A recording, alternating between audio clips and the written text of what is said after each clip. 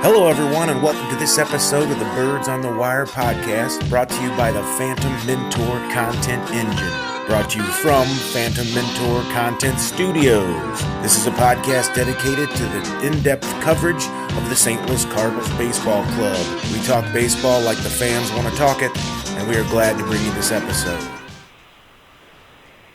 Welcome into the Birds on the Wire podcast, the 6th edition. I'm Colin Surrey alongside Josh Bobinet. Josh, a little bit of disappointing play since the last time that we've talked, but I'm sure we can find a few positives as we always do. I don't think I'm going to be able to find any this week. I felt this was a lackluster homestand, buddy. This is about as, because last week we were pretty high on the hog, you know what I mean, and we saw a lot of really positive things. It's a long season. We certainly can't call it the dog days of May, but it kind of felt that way. It felt like the Cardinals seemed a little tired and, in a way, somewhat disinterested. And I really don't know if that Cubs series last weekend kind of got them doubting themselves, or what kind of led to this string of mediocre baseball at best. Well, I think it's interesting, something that we talked a little bit about last time, how the Cardinals dealt with that rain delay in Washington, and then they had to turn right around and play a day game after the travel the very next day in Chicago, and it seems like that just kind of was the first domino to fall in this kind of cascading event of negative things moving forward, and I kind of had a feeling that this would be the first time that we saw this team really, truly tested so far this year. Some good competition, of course, turning right around and having to play the Cubs, and then Phillies as well right after that. And, it's the first time this year that they've had to play a bunch of games consecutively in a row. To start the year out, you get a lot of off days, trying to account for people's home opener get rained out and that sort of thing. And now we're starting to get into the meat of the schedule. And, this is an excuse that might only fly one time for this team, if that, because this is what the circumstances you're going to have to be competing under moving forward. So a little bit discouraging in that way, but as you say, it's a long season, and, as a baseball fan, you would be remiss not to get too high with the highs and not too low with the lows throughout the season, because it is a grind, and these sorts of things are going to happen, and it so happens that we have swung from one extreme to the other awfully quickly here, and hopefully they can get back on the right foot, because this is just one of those stretches of baseball that can really drag on if you don't start to turn things around and turn them around quickly. And something that we've really talked about so far is the one part of the team needing to step up would be the starting pitching. And just as soon as the offensive production started to slow down, we've seen that rear its ugly head now. 5 innings and 3 earned runs doesn't look so good when you aren't putting up 5+ runs every game now. So this team needs to get some more consistent starting pitching. Another great outing from Miles Michaelis, but unfortunately ends in another loss for the Cardinals. Right. I think that sometimes in this modern day game, in modern day professional sports, I think that home field advantages become far less of an advantage, because I think you get home, you get comfortable, and it's not like the kind of situation you're in where you're at the hotel all day and you're preparing for the game, Back in the day, that really mattered because that travel time was pretty harsh. But I almost think sometimes when guys are going bad, the worst place they could be is at home, Yeah. It just kind of it feels like this team has gotten a little bit lazy at the same time as getting home for a long stretch. So I don't know if that plays into it. I do want to point out one thing, that early on in this podcast I mentioned Michael Wacha and how he has these lapses that pretty much destroy games for him, and he gave up that grand slam to Taylor Davis, the backup catcher, in that Cubs series. And that seemed to be kind of the beginning of the dominoes falling, even more than the Washington game.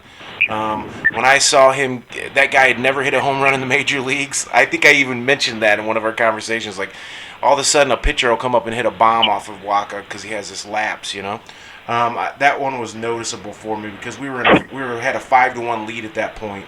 And so I think that was one of those key moments that we'll look back on if they don't find their way out of this difficult stretch.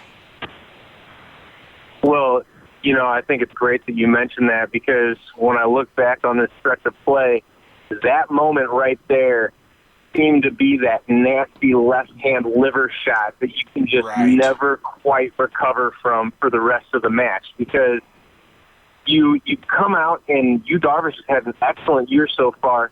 You stake your team to a 4-run lead, get 5 runs off of Darvish, and you got to be feeling great about yourself coming off of that loss in the first game of the series. Mm-hmm. And now all of a sudden, a game that you really should have won, a game that you see this team win to this point in the season, 9 out of 10 times, you lose that game.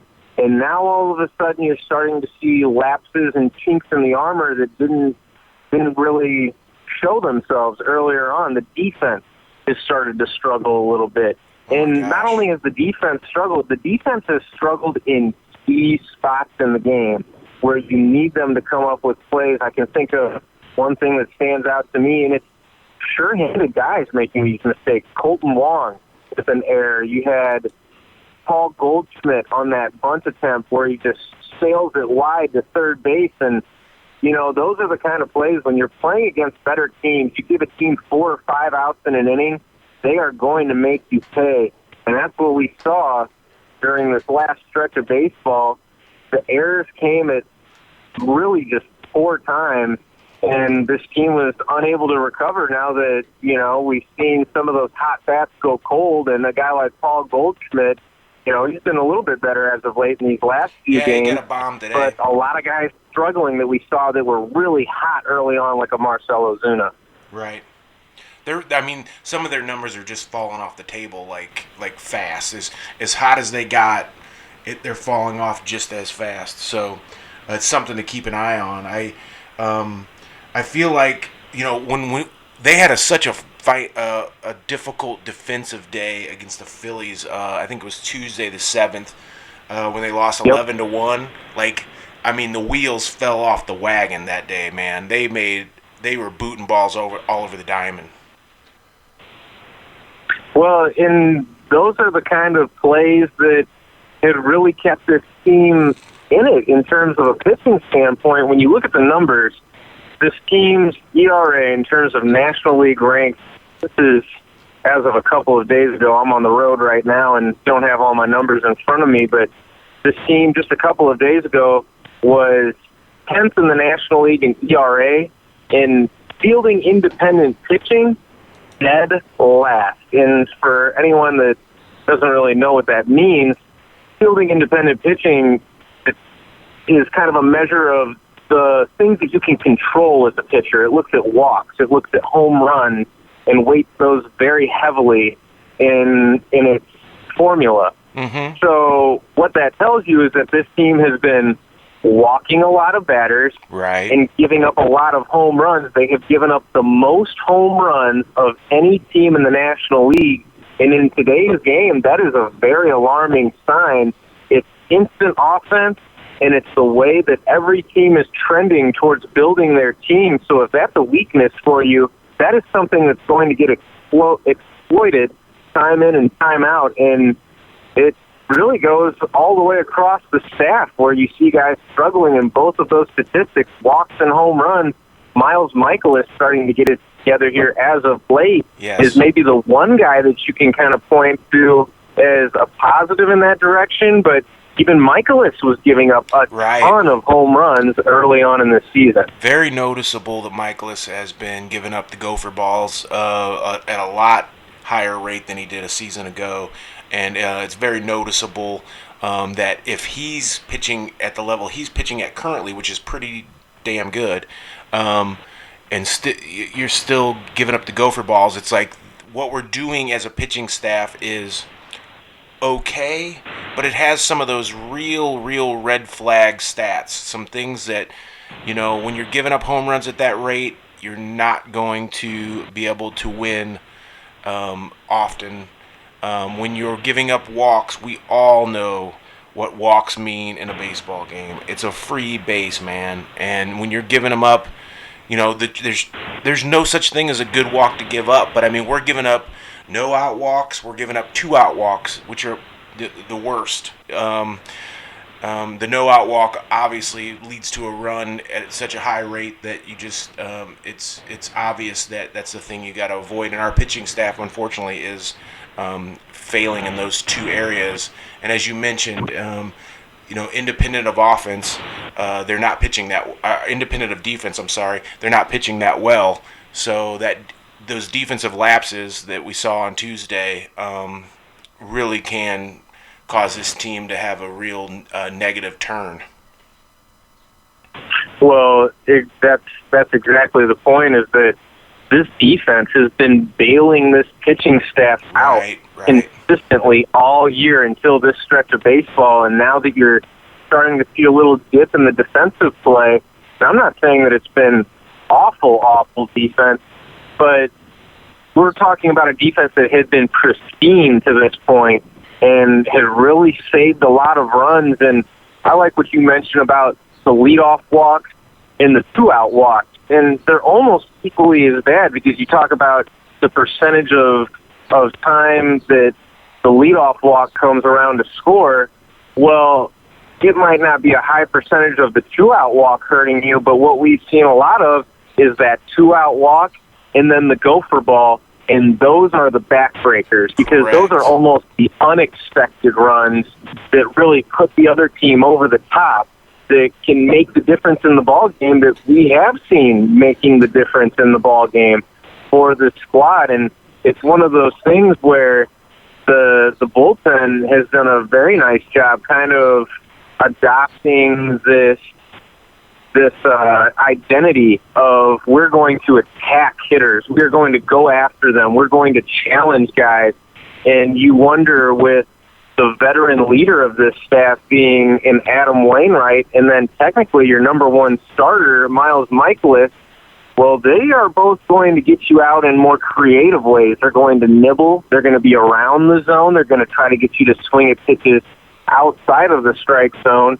And at this point, what they've proven in terms of walks and giving up home runs, it's not really the way to attack hitters. And beyond, it's interesting, because I think the walks and home runs really go together, because what do walks tell you? I mean, you have to be falling behind in counts in order to walk guys. Yes, indeed. And that's when the hitter can sit on that fastball, look dead red, wait for something in the part of the zone that they're really looking for, and swing away and hammer one over the fence. Mm-hmm. And those problems are really correlated in my mind, that we've seen, especially Jack Flaherty in my mind, where not only has he been walking guys, but it just feels like he's falling behind in count time and time again, and eventually it's catching up to him with 1 or 2 home runs almost every start. And it's something that at this point in the season,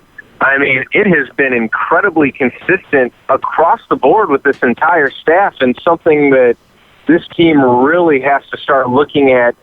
We need to have a different approach on the mound, because what we're doing right now simply is not working. Well, we have a really negative situation with our starting pitching. That you mentioned the identity that our bullpen was trying to develop. I feel like our starting pitching, although it's been adequate, has not developed an identity. The number 1 has not truly been established. The young guys have been up and down. Waka has been Waka, and he's exactly the guy that I talk about. It's not a bad pitcher. Most teams would take Waka even with what he's doing, but he doesn't give you he doesn't lay claim to any position in that in that lineup or that rotation. He doesn't give you that. This is where Waka's going to be. He's going to be our number 2, or he's going to be our number 4. We don't know, because every time he goes out, we don't know what we're going to get. But we cannot be upset with what Wainwright has been doing. Obviously, he's exceeded expectations to this point. He's going to have bad outings because of the stage of the career he's at, but he's been delivering really good starts, at least every other, maybe, 2 out of 3.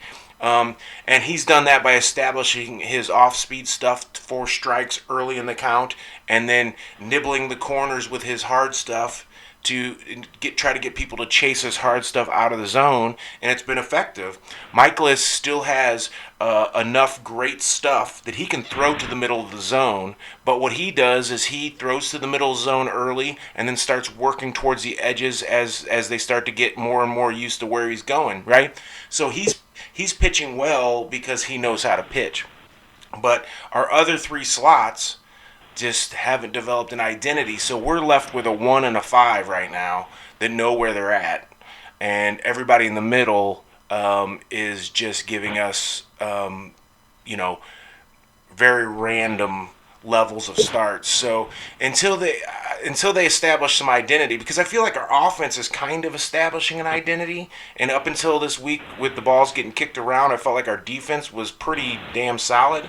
I think that'll come back around, you know what I mean? We've had a lot of like what I would call dreary day games, or like games that just, rain delayed or just wet or dark, those games for a player, they don't feel fresh, and like you don't feel like being out there. I mean, it's 50 degrees outside and stuff like that. So all that said, I'm just saying, like, the things that we had our identity at, we are failing at currently, and our rotation has not developed an identity. Do you get where I'm going with that?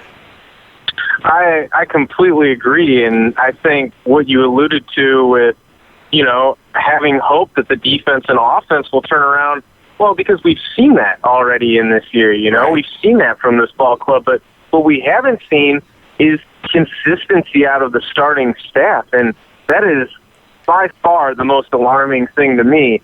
And, we talked about before the season started the starting pitching being a strength. Well, the one question that we had coming in was maybe the top end of that staff. No one can question the depth that this team has at starting pitching, and it's starting to get to that point where, a guy that I had touted so highly, like a Dakota Hudson, how much longer is his leash at this point? How much longer until you give a guy like Ponce de Leon a shot? How much longer until you bring Austin Gomber up? Because we're not talking about young guys that haven't gotten an opportunity and haven't proven themselves yet. These are guys that have been at the major league level and have proven to be effective. Sure, they might not be an ace, but there is that level of consistency with these guys, and something that you can count on.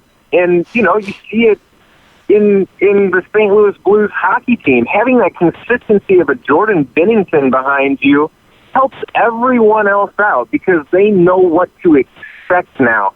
They know what they need to do and what their role is, which is something that we talked about Schilt doing such a great job with this team, that players have very specified roles, and they know when their name's going to be called on, and they know what it's going to take to get the job done. Right now, this team is probably putting some extra pressure on themselves because, it seems like it does take 17 runs in order to win a ball game lately, and that's just a terrible predicament to be in mentally as a player in a game that is, I would argue, 70% between the ears.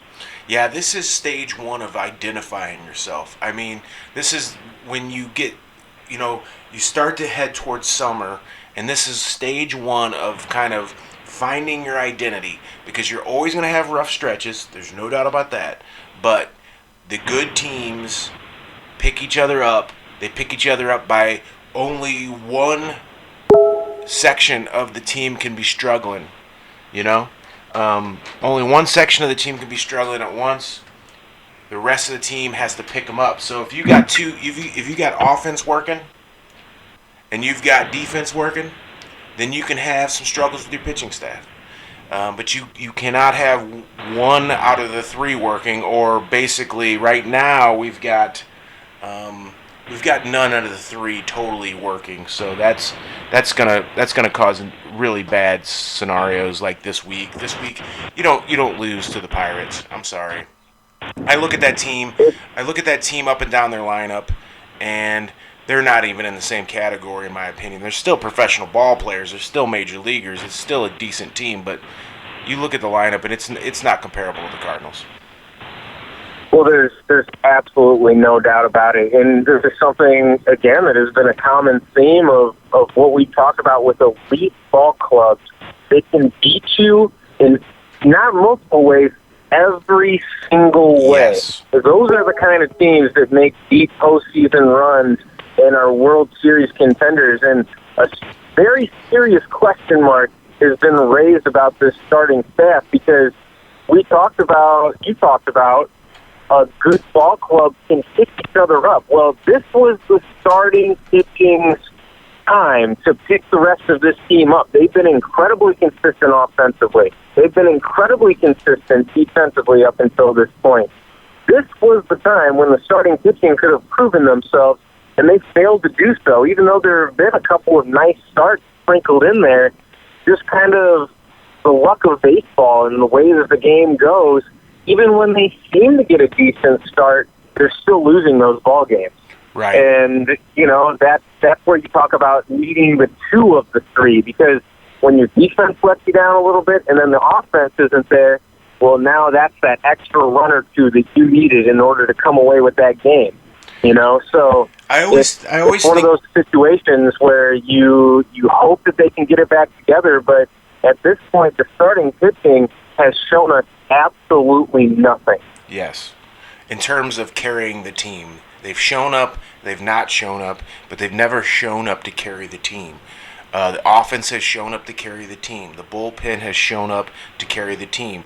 The defense has shown up to carry the team. But at this point, our starters have not shown up to carry the team. Throwing a 9-inning shutout or throwing a 7-inning game against the Cubs where they give up one run, or what, that those starts that are just like, okay, listen, we are going to shut you down tonight. Those are what we need. We don't need them all the time, but you have to make the rest of the other functions of your team, you got to let them know that you're going to be there for them.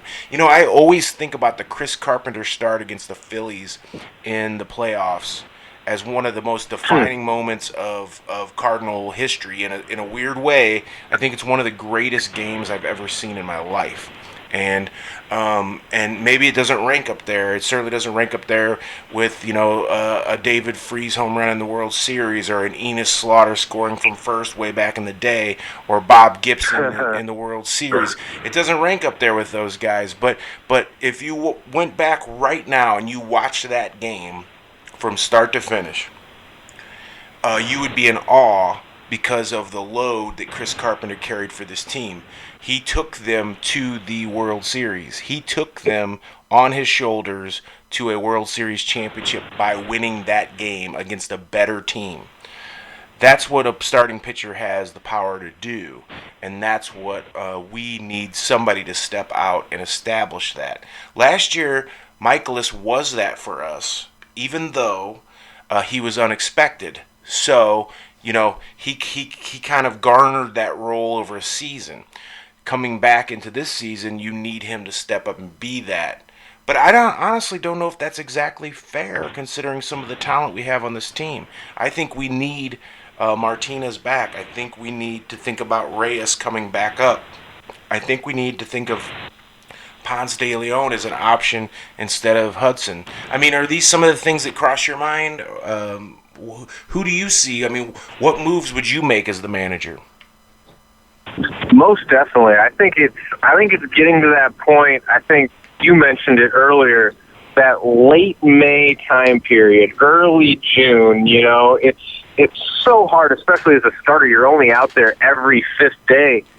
You don't get that amount of time to establish yourself and develop that consistency and kind of prove yourself that an everyday player would to that point, where other players have 60 games played by that time, or around 50 to 60 games played.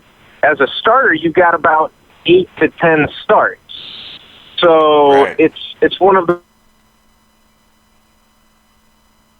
be too early, because there's no doubt that a guy like Dakota Hudson has maybe not supreme talent, but certainly front end of the rotation talent. Yeah. And I don't think that it's giving up on him totally if you have to go to one of these other proven guys, It'd be one thing if you were saying, hey, look, we've just got to go to someone else, and you know that the talent level isn't there, or the track record isn't there for someone to replace him. It should be no shot at a guy like Dakota Hudson that Ponce de Leon deserves a look at this point in the starting rotation. There's plenty of people on this roster that can really turn things around for this team. You mentioned an Alex Reyes, and how dumb for him to go out punching a wall and make himself unavailable. Right. When look at the amazing opportunity this guy could have right now, and he has once again ruined it for himself. I shouldn't say How long once is again. he He's out? had How it long is he ruined out? for himself with injuries that he's had that weren't under his control. Well, this one was under his control, and I'll tell you what, if you don't feel dumb for doing what he just did, I don't know what other situation could exasperate it any worse, because this team could use him right now, For and sure. he's unavailable. This is his moment, honestly. When your starting rotation is starting to falter, and you are a young pitcher, and you got sent down so you could get right, they would be willing to take a shot on you right now, because they need somebody to kind of light a candle, and for him to have injured himself like he did, I don't know exactly how long he's out. Have you looked into that lately, or do you know what they're saying about his... It's all it was a broken left pinky. His left which pinky, is yeah, that's what I was his saying. non-throwing hand, Mhm. and really the only thing keeping him from playing actual games. The nice thing is that he can continue throwing, but obviously he can't catch the ball. And it's also one of those things, Dakota Hudson has talked about it so much, about trying to find a feel and trying to get in that rhythm that he has obviously yet to find. And it's different. The weight in the balance and just the fine-tuning that goes into pitching. Not having a glove on is not the same as pitching full strength when you're going to have a glove in a game. So it makes you wonder, even though he's been able to keep the strength in that right arm and continue throwing, what's his feel going to be like when he comes back and starts pitching real games here very soon? It'll be something interesting to watch, but this team certainly needs that spark. And I'm not going to say that all hope is lost with the starting staff, but certainly there's plenty of hope. They have done nothing to prove themselves that you can believe that sort of thing. I think it's more of a hopeful, wishful thinking that someone like an Alex Reyes could come in and provide you that, maybe those one or two starts that really kind of, like you say, light the candle, spark this pitching staff, and carry some of that momentum into other guys' starts, because they certainly need something positive to work off of in a situation where even when they do get positive outings, the results still haven't been there. And, it's just tough to feel good about yourself, even when you have a good start, when you're still getting the L at the end of the day, and that's what it all comes down to, winning and losing ball games. Well, this makes me think of one James Anthony Abbott, former pitcher in the major leagues with a missing right hand, born without a right hand. I think a broken pinky can be tape that thing and get on the mound. That would be my opinion. I don't care how rich or how well you're paid. It's time to play some baseball. And if I was somebody who struck a wall or whatever he struck with my left hand, smart enough to strike it with the left hand, I hope that was his choice, that he's just not a guy who swings lefty. He's not ambidextrous with his boxing skills. But my point being is that this guy needs to be on the mound, at least in the bullpen at the major leagues, because he's got the lights out stuff, and we need the spark. But honestly, what I would do, okay, so the original question was, if you were Mike Schilt, what would you do? My move would be Ponce de Leon gets a start. I wouldn't even change the rotation. I would just give Ponce de Leon a start right there in the middle. I'd go 6 days, move everybody back. Nobody's proven that they're taking control of this situation, so I'd say, hey, let's change it up a little bit. Let's give Ponce de Leon a start and see if he lights it up. And just see if the idea of working somebody new into that rotation kind of changes the mode. I put a lot of this on Molina and Wainwright because they're the old school leaders of this team. They need to take command. Even though Schilt is a fine manager, we can see that he has a fine baseball mind. To say that he has complete control over this team, I mean, honestly, I think that it's safe to say that Wainwright and Molina are the ambassadors of this team. So I think that if we're not getting good starting pitching, Wainwright needs to step up, even though he's struggling for his own job. You know what I mean? But definitely Molina has to demand more out of his starters. Well, I think you said it best. These are the guys that have been there the longest. And sure, Mike Schilt is the leader of your team. He's the manager, but how long has he been around this group of guys? Molina's been there since some of these guys on the team were little children. Mm-hmm. Okay, so it's one of those situations where you're absolutely right. I won't tell him he said that. Even though they might not be the most talented players on the team, they have to be that rock and that consistency in times of distress that we're seeing right now. And I also loved another thing that you said. I think the one argument against a six-man rotation is that you don't want to steal starts from guys that are doing like your aces of your staff. Well, who is the ace of this staff? Who is the guy that you're really outraged by? Oh my gosh, they got one less start in a month's span than they otherwise would have by going to a six-man rotation. Well, I don't think there's a single one that you can make that argument for so far this season. And Ponce de Leon, in his limited time up with the big league squad, looks great. And I think he's one of those guys that is really built for a situation like this anyway. He is fiery inside, but there's something about him that has that even keel kind of attitude to him, that I think whether things are going bad, whether things are going well, you can expect the same Ponce out there on the mound time in and time out. And that's an energy that everyone else can feed off of, because we do have a few position players that are a little bit emotional in that way. I would say Colton Long can get down on himself a little bit. And I think maybe that has to do a little bit with some of the defensive struggles that we've seen from him as late, Because he's not hitting. Starts scuffling a little bit at the plate. Mm-hmm. That confidence level drops. Mm-hmm. All of a sudden he boots a couple of balls in the field that you would never see him boot. Right. So it's something that, you can't underplay the team aspect in this and how people feed off of one another's energy.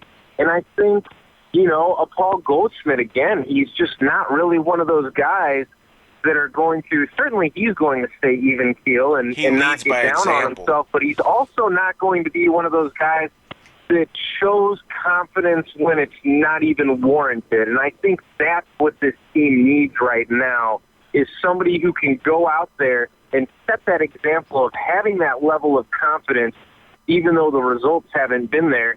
And, again, to go back to an analogy that I've used before, what comes first, the chicken or the egg? Well, I'll tell you what, you better bring the confidence, even though the results aren't there, because I don't know how else you get yourself out of this one. Well, I think that's why Goldschmidt is not a household name. I mean, he is on some levels, but I mean, like a real like Bryce Harper. Honestly, what Paul Goldschmidt has done in his career is better than what Bryce Harper's done in his career. It Bryce absolutely is. Harper's just a more flashy star player. So my point is that Goldschmidt is your rock. He's your rock. But nobody loves to like hang out with a rock. Okay, everybody wants to be around somebody who's walking the red carpet. Everybody wants to be around somebody who's got confidence. Albert Pujols. A little bit hot headed, but like and a rock. Like he was the combination that is probably going to go down as one of the best Cardinals of all time, of course, right? Molina, right? He's got the little bit of a hot head. He can carry a team, but he don't have that physical. He doesn't have that physical ability to be that star at that level, right? So what do we need? We need somebody who's going to shake the team up a little bit with confidence, like somebody who's going to be confident in their stuff. Flaherty, not that confident in his stuff. Even though he's ready, he doesn't know for sure that he's ready. Even though he's a bulldog, he doesn't know for sure. Guys like Carlos Martinez, the truth is that you never know exactly what he's thinking, but he's very confident in his stuff. When you're confident as a baseball player, you have a chance to create a mode of thinking that changes the way your whole dugout feels. Jose Martinez is not should not be in that position. But the dude just keeps hitting. He's hitting 346, I think, even after today, right? So that's the kind of guy Yep. that just like really walks around like nothing can affect him, and we need more of that. We got out of the Matheny years for a reason, okay? But the truth is that Schilt is not a ball player. If you look at that guy, you know he never made it as a ball player. What he made it as a baseball mind and a true manager. And Yep. so we need the guys on the field to lead this team with their confidence. They need to dominate that dugout with this understanding that if you guys aren't going to do it, I'm going up there and doing it. And somebody's got to make that claim, because the minute somebody makes that claim, you're going to see Goldschmidt turn the knob to 11, because as long as he doesn't have to be the emotional leader of a team, he's going to hit and he's going to play ball. Yep. And we need an emotional leader, I think is what I'm trying to say. Well, you mentioned one piece of the puzzle that I would like to see where I think we both agree this team is missing a level of swag that Right. it needs to have in moments of times like these. Carlos Martinez is certainly one of those guys. Yes. He could be out there giving us 6 runs, but he brings that level of confidence that is unwavering. And another guy that I think has that is Harrison Bader. And I do too. I think a lot of people might think that this is a hot take at this point, but Harrison Bader is not that far off from being a superstar in this league. What he brings to you defensively is irreplaceable. And the fact that he is not getting everyday playing time out there in center field is absolutely mind-blowing to me. I don't care if Dexter Fowler or Jose Martinez are hitting 1,000 for an entire week. You cannot leave a guy like Harrison Bader on the bench, and I wonder at the end of the day, how much in the back of these players' heads are they thinking, we're not putting our best team out there day in and day out? And that's going to take a shot at your confidence level, too, because not only is that working against you, now you don't even feel like you're putting your best team out there, which is certainly a field that this team had to have in the Mike Matheny era. But what did I say about contracts? And you said it too. We discussed it, right? At this point in the year, I believe that the Cardinals are looking at things like, okay, where are we sitting in the standings? Where are we at? Okay, are we a game out? Are we 5 games out? Right? So they're measuring things, because they're looking at the Dexter Fowler contract and they're saying, okay, if he keeps hitting, we got to keep playing him, right? We got to get our money's worth. And they're looking at the Jose Martinez thing and they're saying, we can't take that guy off the field. I mean, he's crushing it, right? And they're looking at the Ozuna thing, and they're waiting to see what cracks. And it's gonna be Fowler. I'm telling you, it's gonna be Fowler because it's got to be Bader. You are correct, but it's just a question of when. When is the time? Because the Fowler contract's gonna be gone. The Ozuna contract is going to be gone, and we're left with Jose Martinez and Bader, and whoever we're gonna put in left field. And I have no fear of that. I think that's actually a great concept. I would like to see Ozuna stick around if he continues to do what he's been doing. Like, I'm totally happy with him. He even threw a guy out at the plate. Did you see that? Absolutely. There's certainly been some signs that his health is taking a serious turn in the right direction for him. Yeah.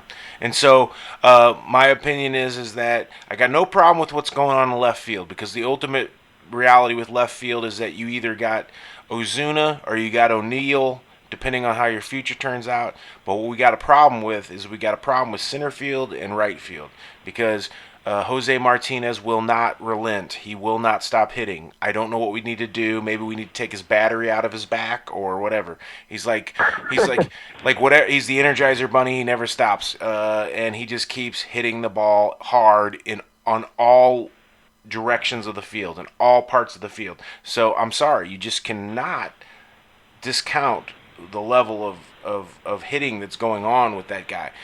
Fowler has shown really good signs, but I think what we're finding out is we've got a 30-something-year-old Fowler who has gotten paid big, and his skills are starting to fade.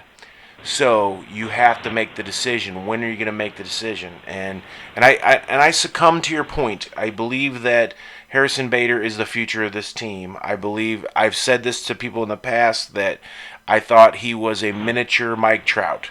He doesn't have the pop. He doesn't have all of the strength and the tools. But he's if Mike Trout is 100 across the board in terms of his skills, Harrison Bader is an 88, 90, 88, 90. You know what I mean? Like he's great in every category, except for hitting a slider, and that will come. Yep. Well, and the thing for Harrison Bader is, this is a guy that the power potential's always been there. He's a 20-plus home run guy if he's out there getting consistent playing time throughout an entire season. The one thing that worries you a little bit is the contact rate. He strikes out a lot. It's for a lower average. He's never going to be a guy that's going to hit 300 He's for you. too fast and too small to be doing that. Look at what he's done in terms of taking walks this year. That is where you can make up for that statistic, and why batting average is a pretty outdated stat to look at. If you're bringing the power potential and you're replacing those, singles that might bump your average up to 300 with walks, well, what's really the difference, especially for a guy that's lower in the lineup that you're not expecting a ton of traffic on the base paths when he comes up to the plate anyway? It's really a situation where he is optimal for the role that this team needs him to play, and it's pretty mind-blowing to me that he's not being put out there. And I think we're both on the same page with Fowler.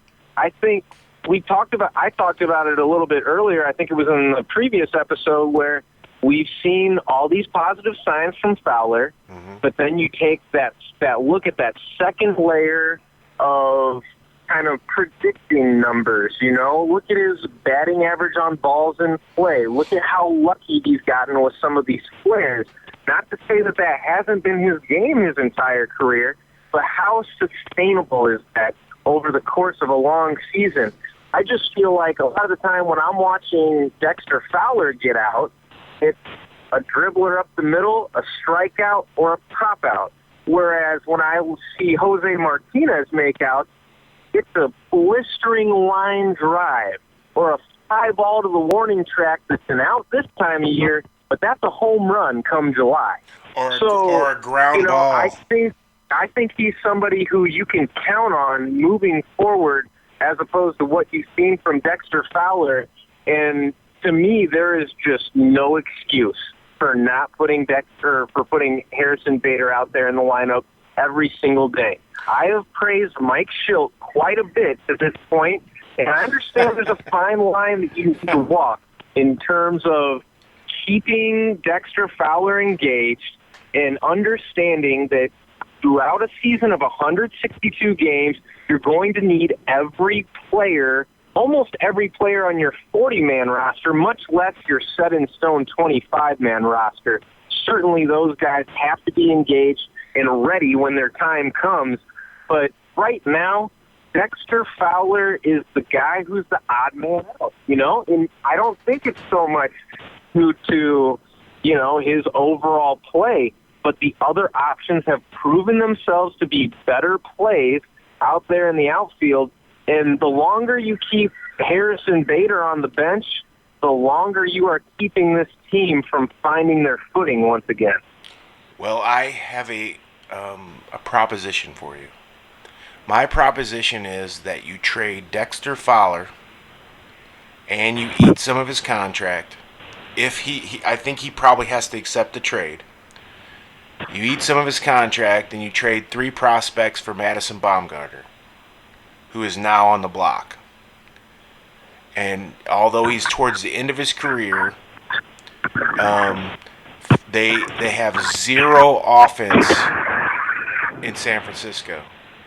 And I believe... And they need an outfielder. They need outfielders. And he would be better than anybody they have in their outfield.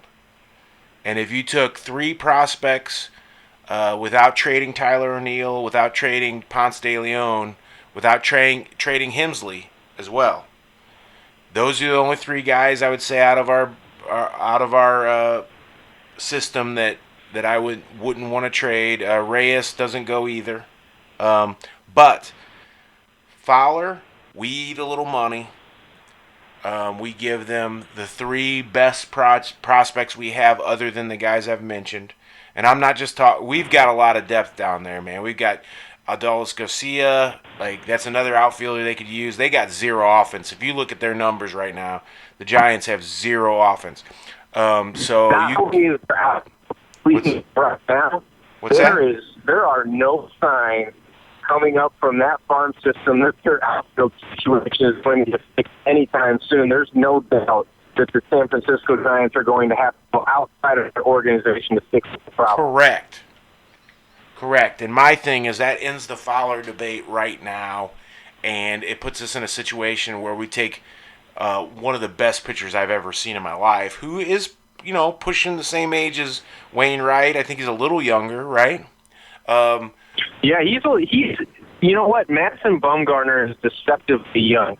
He came up and was a star in the postseason at a very young age. I believe 21. He was already putting up 18-win seasons and being a stud in the postseason. I think you like this idea. And I love the idea of this because I have heard a lot of Cardinal fans that we're on this idea to start the year of going for a Madison Bumgarner, especially his first couple of starts in the year were very good. Mm-hmm. And now he's kind of fallen off the table a little bit. Well, now is the time. I don't that care. You buy low. Buy low. Buy low. Exactly. You buy low on a guy that is a proven commodity in this league. I'm sure that the Giants aren't dumb enough to understand that he is a proven commodity at the end of the day. But if it lowers that value just a little bit and allows you to make that trade and get them to eat some of that Dexter Fowler contract, yes. Well, now not only is this a good trade for you in the present, it's a good trade for you in the future. If you really are a ball club that believes that this is a team that can make a deep playoff run, what better guy to go after than Madison Bumgarner, who's been there, who's done it, is an absolute bulldog, and you want to talk about swag.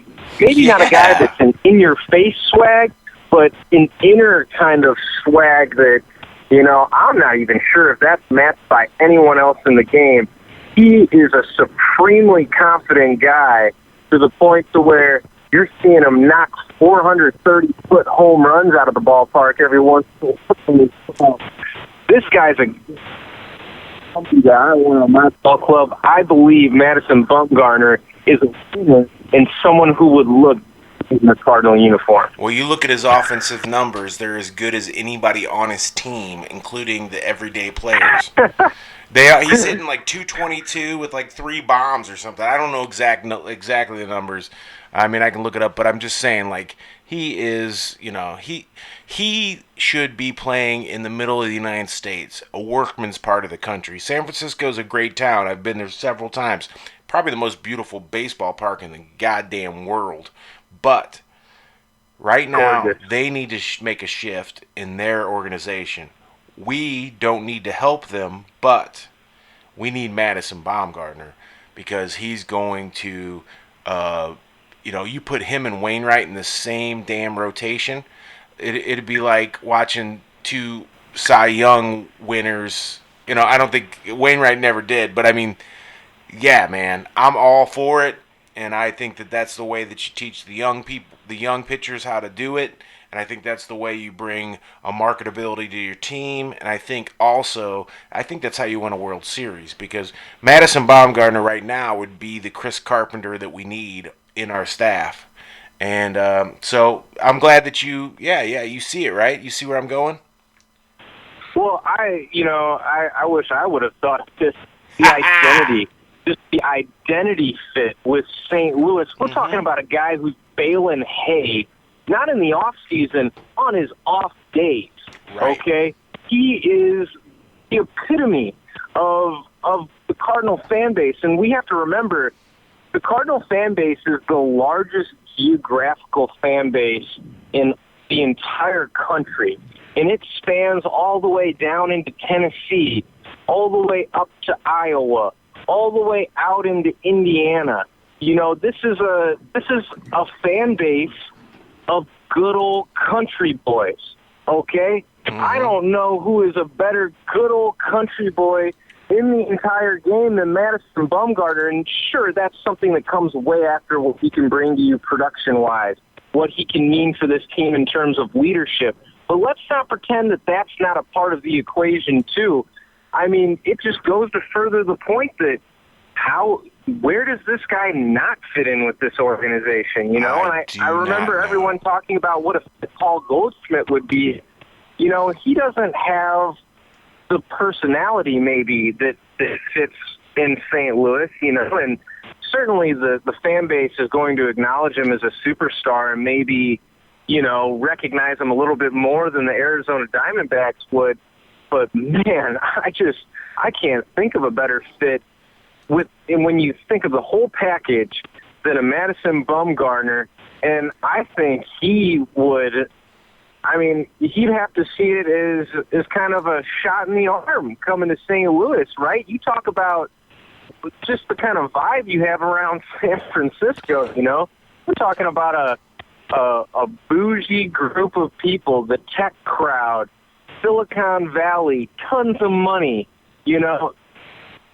There cannot be someone more opposite of that than Madison Bumgarner. And you wonder what that does for his comfortability and getting back to his pinnacle, which if you could recreate that, man, would that be a steal of a trade. And you could trade away the whole farm system, and if you get that level of Madison Bumgarner, you still would have gotten a steal for this guy. Absolutely, if you want to win today. I think that if you take Dexter Fowler, Adolis Garcia, even Tyler O'Neill, even though I mentioned, because Adolis Garcia could play left instead of Ozuna. Honestly, I think Adolis Garcia is ready for the major leagues. That's my opinion. Talent-wise, no doubt. Yes, and I think that he plays at least as good a defensive left field as Ozuna does. He's hit 15 home runs in 2017, 22 home runs in 2018. He's capable, but you could trade him and Dexter Fowler for Bumgarner, and then you could look at some pitchers, some young arms that we have. Gomber might be one of them. You know what I mean? And then. Yep. And honestly, I don't think Gomber has a future in our starting rotation. I'm not sure, but I think that he probably has a future as a lefty reliever in our organization. But if you could make the trade for Baumgartner, I would definitely do it. And then there's several guys in our organization. So if you went Adolis Garcia, Dexter Fowler, Gomber, and one other young arm or something, because they say they want 4 prospects for him. I think the Cardinals can get Madison Baumgartner, and I think that that. And then you think about it. You go Mad Bump, you go Carlos Martinez, you go Alex Reyes, even though he's not ready to come back. You start talking about Michaelis, Hudson, I mean, hell, trade him Waka too, honestly, because we got young arms ready absolutely. to go. And Waka's not an expensive pitcher. Where the opportunity lies for your team, and this is something that got us all excited in the offseason. You're hearing a team say, "We're trying to win right now," and that's really fun to hear, and it's great. But come this time of year, you can tell me that all you want until you're blue in the face. You proved it in the offseason by going out and getting a Paul Goldschmidt. Well, you have to continue proving that to me as the season goes on, because, I mean, for Christ's sake, this is when it really counts. Is Harrison Bader getting regular playing time in center field? Do you go out and make this Madison Bumgarner trade? Are you going out there and making trades and being a little bit risky, getting rid of some prized prospects for proven commodities that can contribute right now and help this team right now, like you say you are? You have to go out there and prove it to me. The minute that the season starts and roster moves are being made, trades are being made, you see the amount of playing time that certain guys are getting. Your words mean nothing to me now.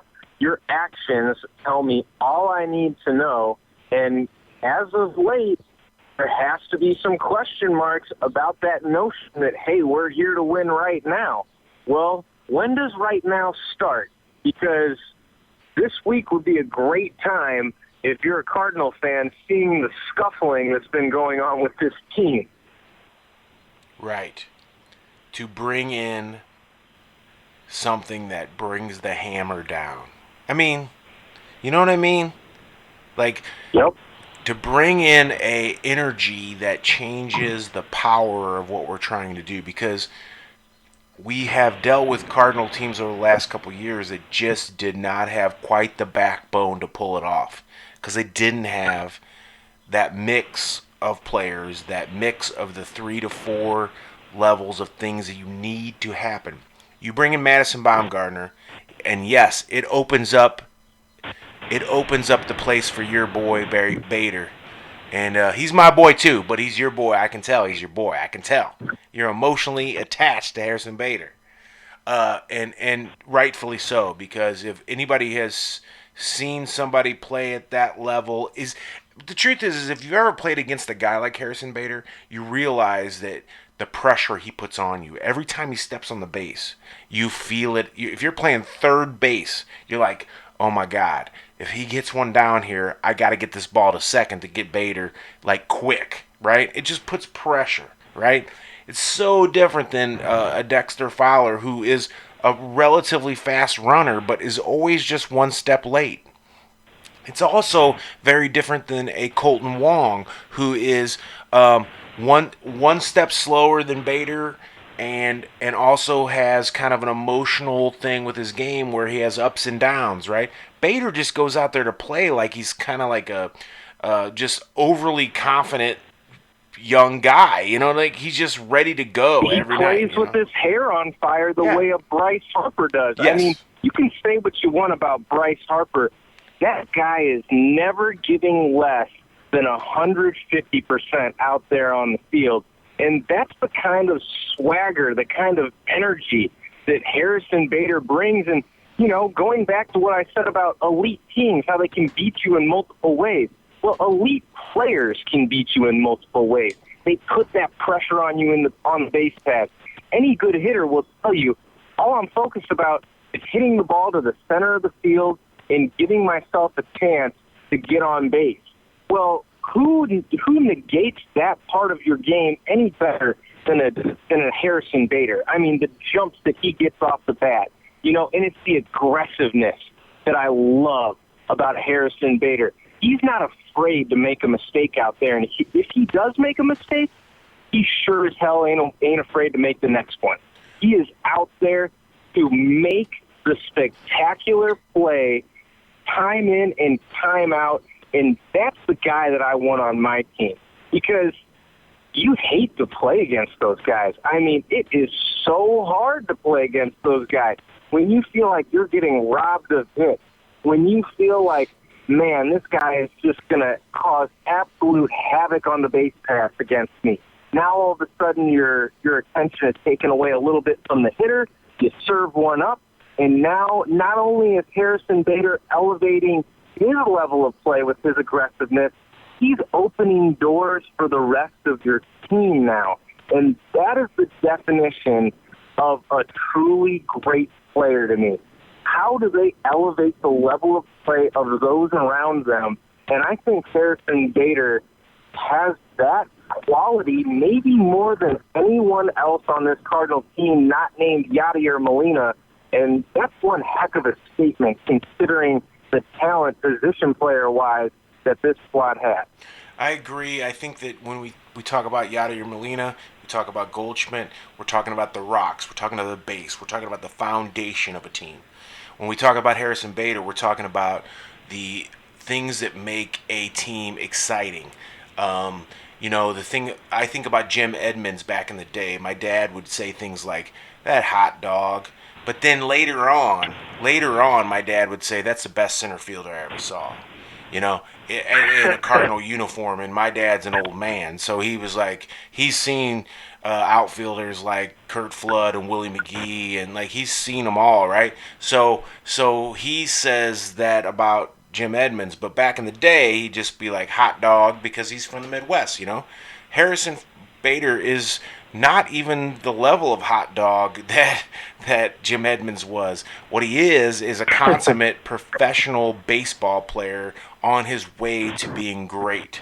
Now, I want to say this. He must learn to hit the slider, period. The slider is the home run pitch for the weak hitter.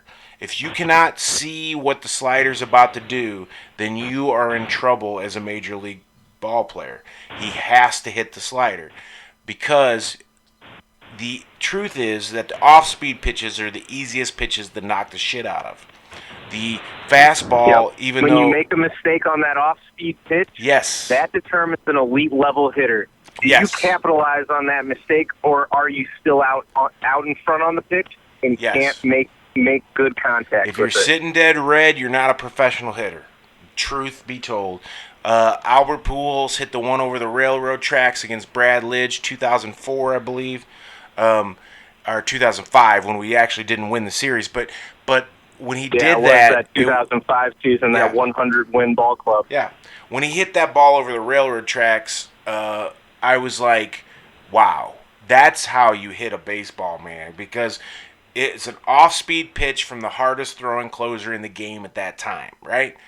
And most professional, even professional elite hitters, Jim Edmonds would have struck out on that pitch without any doubt, because Jim Edmonds has to be dialed in and guessing right?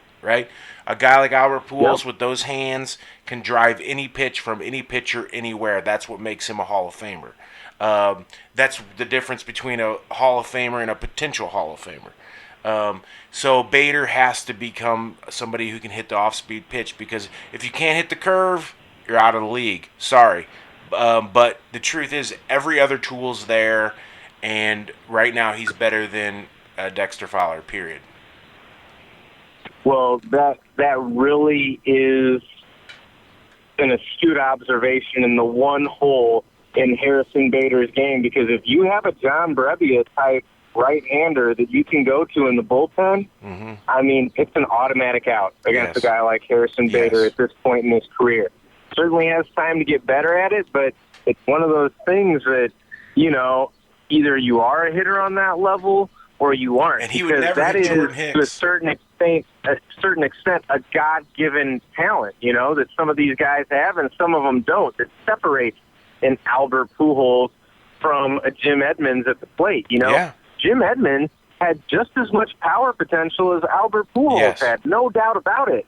But Jim Edmonds did not have command of the strike zone to the level that Albert Pujols Jim Edmonds did. had to guess because he didn't have the bat have speed. the plate coverage that an Albert Pujols had, and that comes with that ability to make adjustments that he just never really quite had. Doesn't mean that he wasn't still a great hitter, but never an elite-level Hall of Fame type player like Albert Pujols.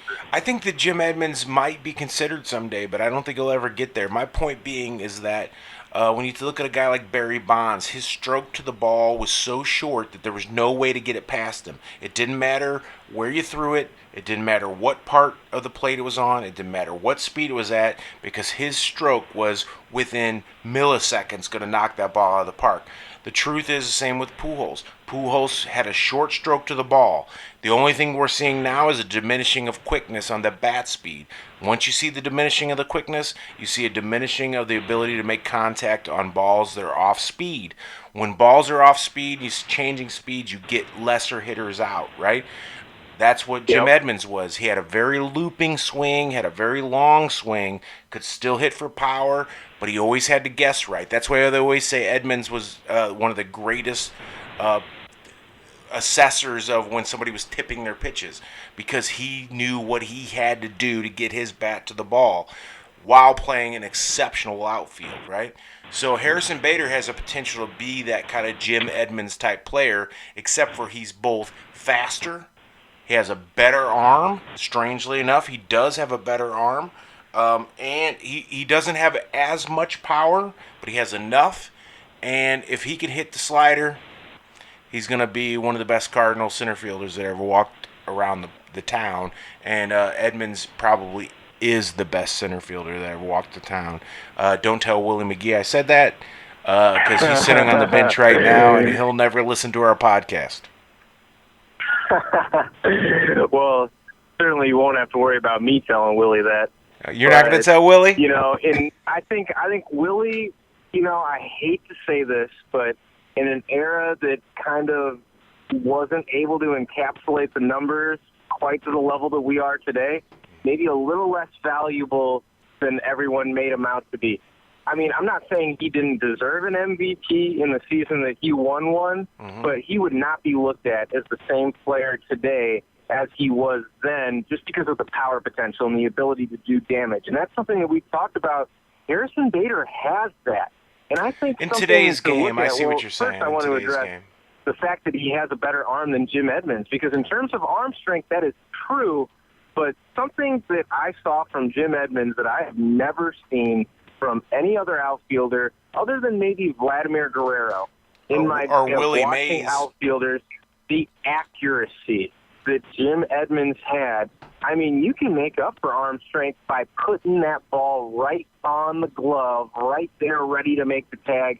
And boy, Jim Edmonds was an absolute master at it. I mean, he could have that little two-seam movement, ball tailing a little bit, still put it right on the money to third base, the catcher, or wherever he needed to put the ball.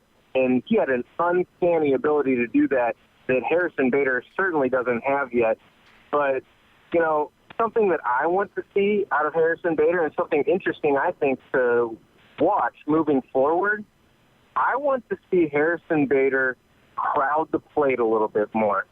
He has bat speed and the ability to hit the fastball that tells you this guy has the hand to handle anything on the inner half of the plate. If you try to challenge him inside with a fastball, he's going to make you look silly.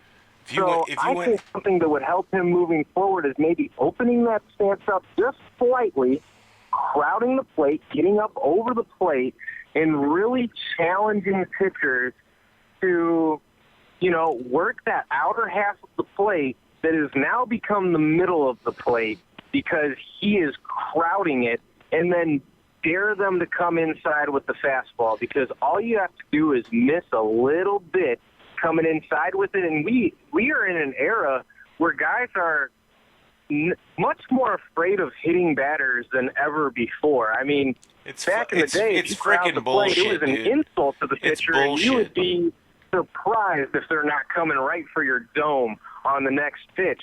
But in today's day and age, you can get away with that tactic at the plate And I think it's something that would help Harrison Bader out and maybe give him that ability to make that adjustment to the slider. Instead of reaching so much for it, maybe he starts catching a couple of those sliders that are floating towards the inner half that are now, or towards the outer half that are now his middle of the plate, and then the confidence level changes, and maybe that's all it takes. Maybe it isn't, but I think it's an adjustment that would serve Harrison Bader pretty well. What do you think? Almost like an Anthony Rizzo up in your grill kind of approach to the plate. Because the truth is if you can't hit a slider, which Anthony Rizzo can't hit a left-hander slider either, so what he does is he takes away that pitch.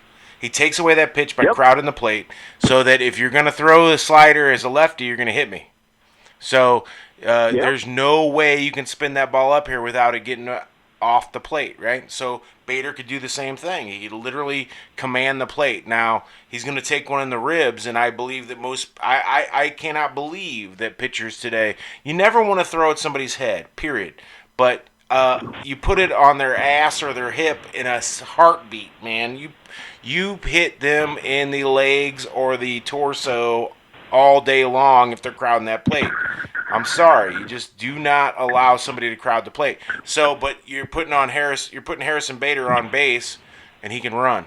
So, what are you gonna do? Exactly, and that's the thing that's now in the back of the mind of the pitcher, that Anthony Rizzo doesn't even give you that sort of threat. So, I just see it as really a win-win situation for a guy like Harrison Bader. You're right now, on this, man. Now, even if you want to try to brush him off the plate or take that risk as a pitcher, it's really not going to help you in the long run, because this is a guy that will just absolutely kill you on the base paths, and again, open up opportunities for the rest of his teammates. Just the amount of attention that he commands over at first base or wherever he might be on second after he swipes a bag on you. And, I think I want to see, I think it's just another tool in the toolbox of that ultra-aggressive style of play, right? Yeah. I think it falls right in line with everything else that he does as a ball player. And not to say that I know more than the hitting coach for the St. Louis Cardinals. You don't? Are you saying you don't? His mentors like Jim Edmonds, but it seems like something that makes a lot of sense, and something that I've heard from broadcasters that, are at the very top level of this business. What they'll tell you time and time again is, you know what, if you put the work in, if you watch and you are truly engaged with what's happening, trust your eyes and do not let anyone tell you otherwise, because you have to have that level of confidence in what you're seeing. And I truly feel that way about Harrison Bader getting up on the plate and making that adjustment from a hitting level. And I think, I have a level of belief in this guy that, I know a lot of people think he's a great player, but I truly mean it when I say superstar in this game. Harrison Bader has unlimited potential in terms of what he brings to you in all styles of the game. We talk about in Adolis Garcia and just the different things that he brings to the table, the speed, the power, just the raw ability in so many different ways. Well, but not major league proven. All of those things are present in a Harrison Bader, only we're starting to see signs of improvement on a refined level in terms of getting on base, drawing those walks, taking your game to the next level like we've seen Paul DeJong do in so many facets of his game. That's the other guy I would say. How nice is it to see another example on your team, and now all of a sudden you're building a culture of guys that come up and don't stay the same player. They're still improving at the big league level, and that's what you see out of winning organizations, and something that we've seen traditionally out of the Cardinals that we lost a little bit with Mike Matheny. Yeah. And now with a couple of these guys, we're starting to see it again, and that is the hallmark of dynasty-level franchises. They have a development that doesn't stop at the professional level, and these guys continue to get better throughout their careers. Well, you're getting me excited. I hate to admit it that we've had a terrible week, but I'm super excited because of what you've said. Because that is actually what Cardinal Nation is about. That's what, like, when people rip on the Cardinal Nation, they don't understand what we're trying to do is develop perfect baseball. And there is no place left on the planet that develops perfect baseball. It's a sideshow in most towns, right? Harrison Bader, for what St. Louis is the example of what perfect baseball could feel like if he hits his stride. You know, the truth is that the only reason to come to St. Louis is not because we have the best beach or we're going to pay you the most money. It's to come here to become the best baseball player that you've ever seen. And Harrison Bader has that potential. I think you're more in love with him than I am. I got to be honest. I think you're probably going to send him a card.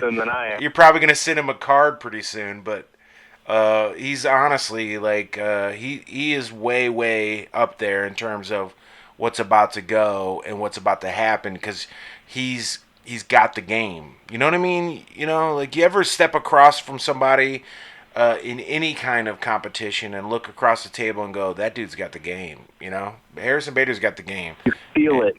Yeah, you feel it. Like Dexter Fowler has 3 parts of the game. Harrison Bader has 5 parts of the game. Now he's not a veteran, and so he doesn't, he doesn't get the win over Fowler, but he has the game in his genes. You know what I mean? Like in genetically. So we're gonna have to wait and see what happens with that. We're gonna have to wrap this episode up, buddy. How you feeling? Hey, that's all right. I'm feeling really good after all that Harrison Bader talk. Again, I told you we'd find something positive to go into. You did. You managed to pull it all together. You made it a Harrison Bader conversation towards the end. I want to say that I think that there's a Madison Bumgarner in our future. I'm going to predict it now, unless the Cardinals are stupid and they don't listen to the Birds on the Wire podcast, which, at this stage maybe they aren't listening, but I'm going to say it's something you should consider. Okay? And we're going to be back next week. We really are excited about what's going on with this podcast because we are talking real Cardinal baseball the way that the fans want to hear it, not the same old bullshit that you hear every day. I'm so lucky and so glad to have Colin Siri on board, a true professional, a great up-and-coming commentator. Colin, what do you got to say about the end of this week's episode? Well, first I have to address all the kind words coming my way. What? You are touting me up like a Harrison Bader at this point. I don't know if we need to do all of that, but we released an Adolis Garcia at least Cardinals baseball, and I think you said it best. We are not talking Cardinal baseball the same way that everyone's talking Cardinal baseball day in and day out. We're not going to repeat the same sorry storyline that everyone's hearing after every game. We're going to take a unique look and a unique take at Cardinal baseball. But you know what? The average everyday sports fan listener might be like, it's a bunch of hot take artists and these are guys that, are just bloviating, to take a word out of Stephen A's dictionary, about whatever they think's going on, and they don't really know what's happening. Well, you know what? I think we've seen quite a few things come to fruition that we've already talked about in terms of things moving forward that we're going to see, and those kind of takes aren't going to stop coming. So if you want to listen to some people that aren't afraid to take a risk, that aren't afraid to tell you what they really see, and aren't afraid to be wrong every once in a while, we're your guys. That's what's up. The truth is that we might even talk about the Chicago White Sox one day, but not today. Everybody, you guys have a good day, and thank you for listening to the Birds on the Wire podcast. Good night.